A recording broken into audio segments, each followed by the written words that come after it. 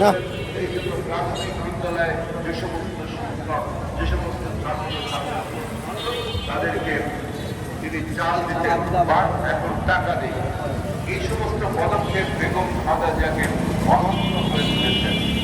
বেগম খালেদা জিয়া তিনি প্রথম বলেছিলেন যে এই দেশে শুধু পুরুষরা মুক্তিযুদ্ধ করেনি, নারীরাও মুক্তিযুদ্ধ করেছে।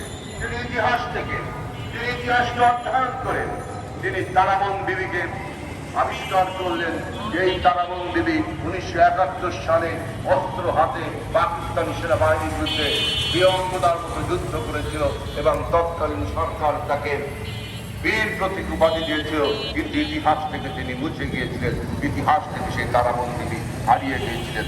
তিনি প্রথম বললেন যে আমাদেরও একজন নারী আছে যিনি মুক্তিযুদ্ধ করেছিলেন, তার নাম হলো তারামন বিবি। এখন রাষ্ট্রীয়ভাবে সেই তারামন বিবিকে সমস্ত সম্মান এবং